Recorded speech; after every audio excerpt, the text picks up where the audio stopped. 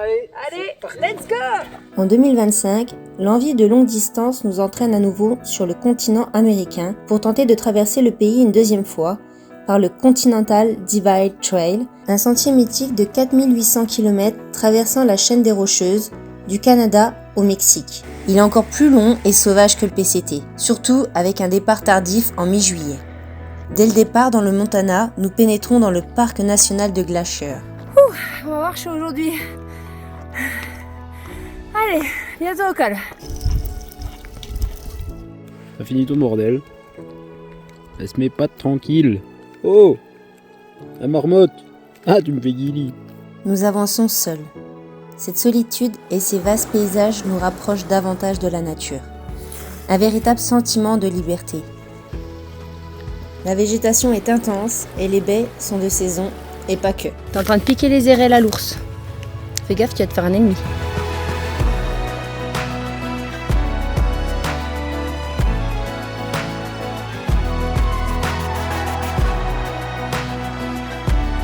Nous faisons face à la chaleur et au manque d'eau. C'est fatigant là, en plus on n'a pas d'eau là depuis au moins 30 km.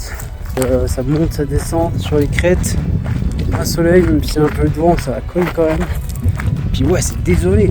C'est tout le temps dans la forêt, complètement cramé. Là. On crève la soif là, il fait chaud. Heureusement il y a un petit peu de vent, mais c'est un vent chaud.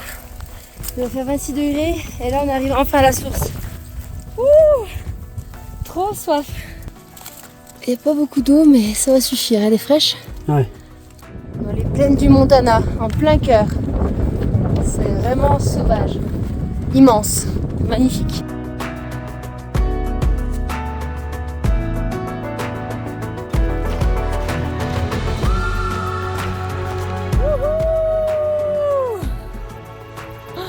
On se sent trop bien. C'est fou. C'est la liberté. On se sent tout petit, mais aussi tellement libre et tellement... Enfin, je sais pas, ces grands espaces, ça réveille quelque chose en toi, c'est dur à expliquer.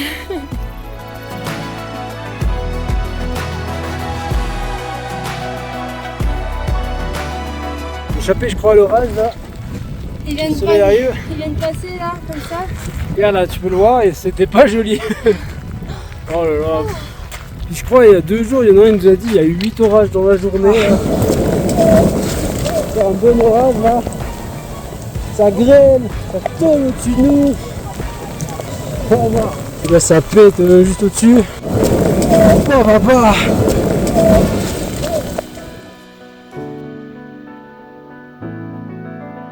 Après de gros orages, rien de tel que de s'allonger, le ventre plein sous notre tente, notre maison. Sur tape un orage. Et là il y avait de la grêle il y a, Ça va, on a pu arriver. 3 secondes. Mais rien ne dure, le soleil revient et nous poursuivons notre chemin sur les crêtes du Montana.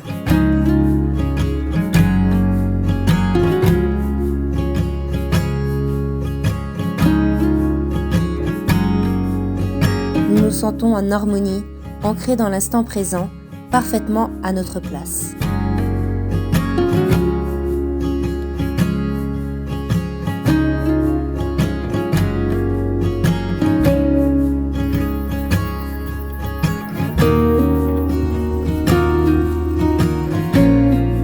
Merci mes chaussures, je vous remercie d'avoir fait tant de miles avec moi. Je vais changer de roue ce coup-ci.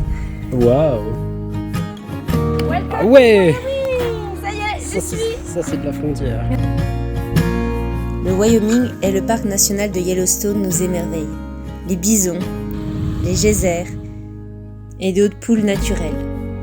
Je trouvais pas Damien. Regarde où il était se mettre. Un jacuzzi de la vie là.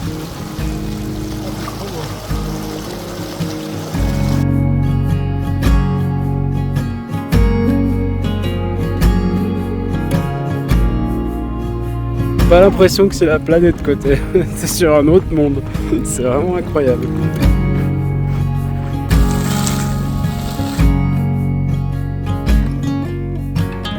Puissance de la nature.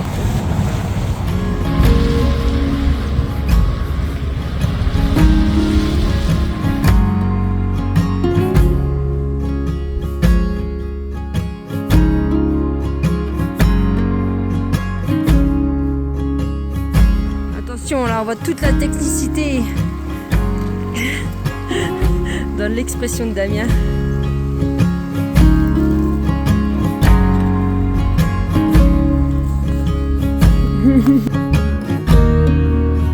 Très vite, les feux nous rattrapent. Malheureusement, on ne peut pas y échapper. On voit bien les feux. Ouais, c'est pas encore arrêté, ça fume. Maintenant, on fait du stop. On vient d'arriver à Dubois, enfin ou Dubois, c'est plutôt Dubois à la française et Dubois à l'américaine. Allez, ce coup-ci on va aller manger. Ça fait plaisir. Compliqué à manger ça. Faut de l'expérience. Une grande gueule. On dirait Damien, en un peu plus poilu. On va dormir dans une église ce soir. Ils nous ont accueillis là dans ce petit endroit. C'est la paroisse, c'est l'accueil des hikers, super gentil. On a une petite donation, donc on va mettre un petit billet. Ouais, vraiment gentil, des gens adorables encore une fois, des belles rencontres. Voilà, on est reparti. Merci à tous.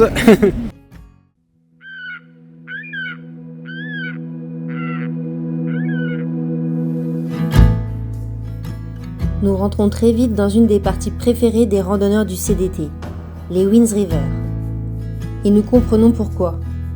Des montagnes impressionnantes, des lacs purs, un petit coin de paradis très peu connu et encore sauvegardé. De nombreux cols et des bons dénivelés nous attendent.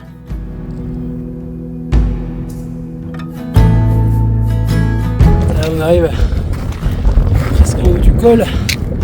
Ça commence à tirer sur les cuisses. Ok, il y a le glacier à droite. Ça descend assez fort aussi de l'autre côté.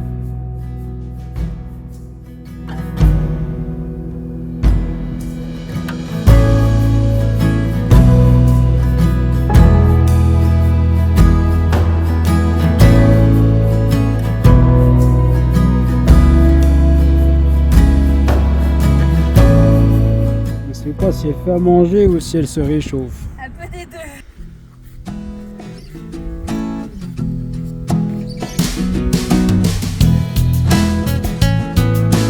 Waouh, paradis des hikers.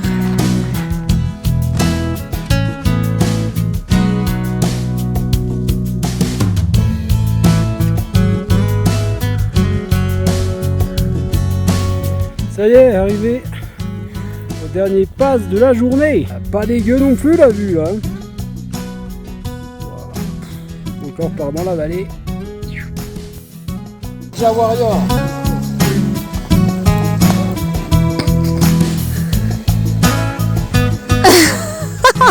Fini cette longue section de 5 jours à raison de 46-48 km de moyenne. Les paysages se transforment d'un coup et nous voilà plongés dans le fameux grand bassin. 200 km sur une vaste étendue aride. L'isolement du désert nous force à nous adapter et à lutter contre la chaleur écrasante.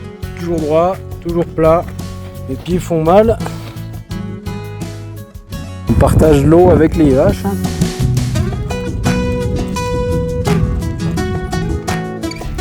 Incroyable. En fait, on passe juste à côté, mais il y avait un porc-épic.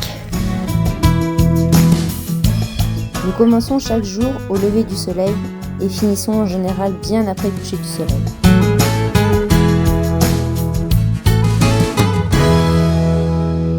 Il est l'heure de se réveiller. Il est 6h30 passé. Aujourd'hui, c'est un jour particulier. On arrive dans le 4e état. Donc on va quitter le Wyoming. Et on va sauter dans le Colorado. Allez, on y va. Wouhouhou. C'est une belle ascension ce matin là, avec le soleil rasant, un peu de vent qui rafraîchit, mais waouh, c'est trop agréable. Et là, la vue là sur le Colorado, ça commence à être grandiose. Ce que j'adore ici aussi en Amérique et puis ouais, sur ces endroits peu habités, tu vois toutes ces forêts là, tout est sauvage quoi, t'as pas de... Enfin ok, t'as des arbres morts, il y a des incendies des fois, des tempêtes qui les rasent, mais c'est pas touché par l'homme, c'est vraiment la nature brute et c'est beau. On va lutter contre le vent.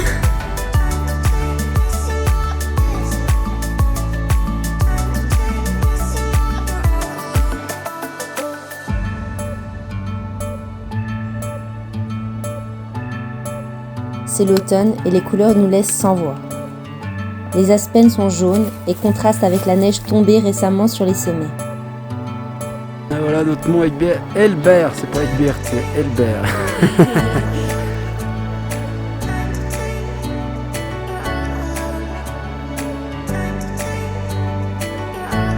Nous atteignons le sommet du mont Elbert, le point culminant des Rocheuses à 4400 mètres d'altitude. De là-haut, les montagnes du Colorado s'étendent à perte de vue. La neige, ça fait tellement plaisir. Alors bon, la nuit, hein, j'avoue que j'ai super froid, je me les cache, je dis à chaque fois j'ai froid, je dors pas. Mais après, dans la journée, c'est que du bonheur. C'est vraiment que du bonheur. Voilà, c'est le prix à payer. Nous nous sentons si chanceux et très heureux d'avoir quitté notre confort pour vivre quelque chose d'intense. C'est ici que nous croisons ces géants mammifères, les élans, ainsi que de nombreuses biches et cerfs.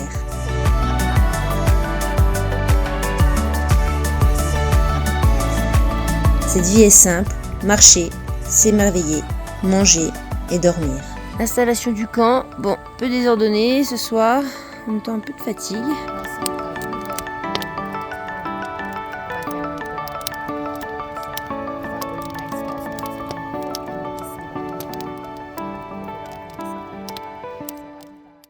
Nous voilà très vite dans le sud du Colorado, dans les San Juans, une chaîne de montagnes entre 3500 et 4000, plutôt aride, qui ne fait que de monter et descendre. Nous sommes bien fatigués, mais le voyage en vaut la peine. Nous entendions beaucoup les coyotes, un cousin du loup, et ce matin-là, il nous observait.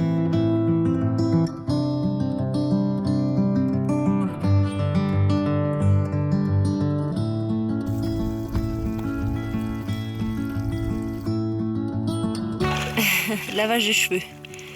Est-ce qu'on n'a pas pris de vrais bains de vraie douche depuis un bon moment?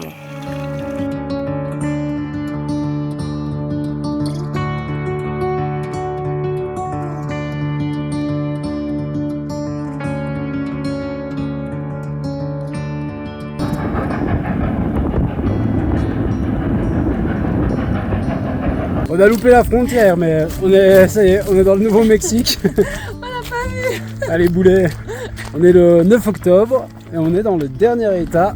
5e état. Avant la frontière mexicaine. On est parti là, on a fait là, Colorado, et il nous reste encore tout ça à faire. C'est toujours aussi fou quoi, de se dire que tu traverses de si grands espaces. Ça, c'est démesuré. Bon, il nous reste quand même, on dit on arrive, mais il reste un bon mois de marche quand même. Donc c'est pas vraiment, on peut pas dire qu'on arrive maintenant. Mais ouais, ça y est, une étape de franchie, le Colorado. Et pas des moindres. C'est de loin la partie avec le plus de dénivelé. Donc là maintenant, au Mexique, ça va être de plus en plus plat et sec. Mais apparemment c'est trop beau, donc on a hâte. Le Nouveau-Mexique nous surprend. Ce désert était vraiment différent de celui que nous avions traversé en Californie.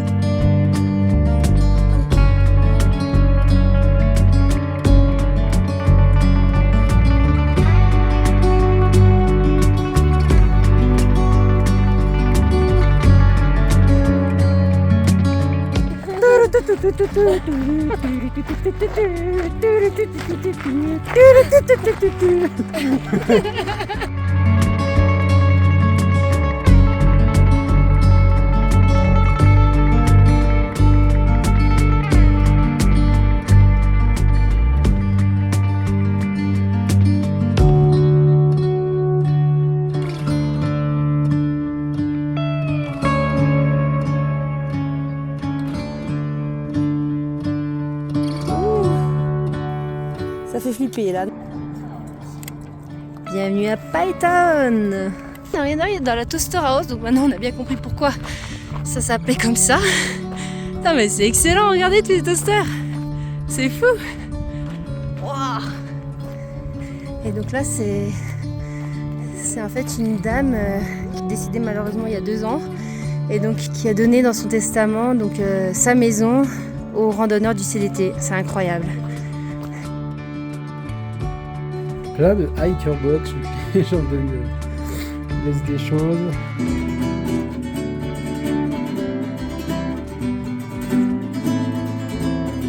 On va aller au petit café, goûter cette fameuse paille, cette fameuse tarte.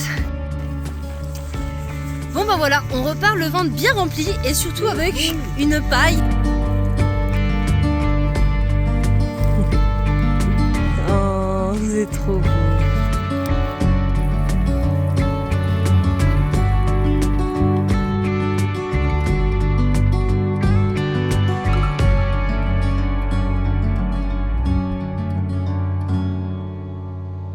Nous prenons une alternative, la Gila River, un canyon magnifique.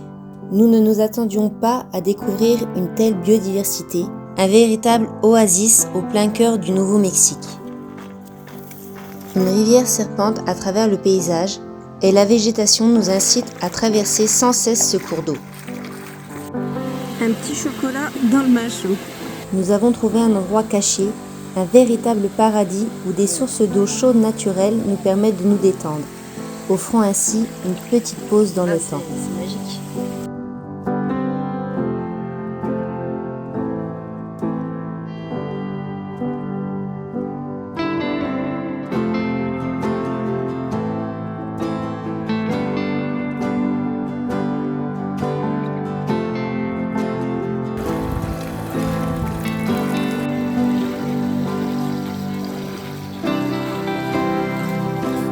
Après quelques jours passés dans ce canyon, nous remontons au-dessus, où les étendues arides nous accueillent et le manque d'eau redevient notre quotidien. Allez, on va prendre la seule eau du jour, donc toujours dans un tank. Oula, c'est bien sympathique. Une belle couleur verte.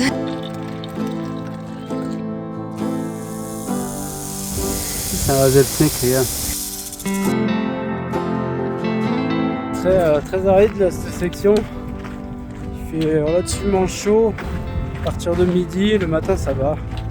Et il n'y a pas d'ombre, donc c'est vraiment très exposé. On utilise pas mal les parasols, ça fait. On ne regrette pas de les avoir pris. En tout cas, c'est vraiment un jardin botanique du désert. Il y a des cactus partout, c'est super joli. On a l'impression d'être dans notre salon, il y a des petits yuccas partout. Une dernière section sans eau nous attend. Heureusement, un ange du trail vient remplir des caches avec de l'eau. Sans ça, il serait impossible de traverser ce grand désert. Pas après pas, nous arrivons à la frontière du Mexique. On peut le dire, ça aurait été une sacrée aventure. Un chemin, parfois pas de chemin, des vues et des rencontres incroyables. Une autre aventure nous attend, l'hiver au Canada.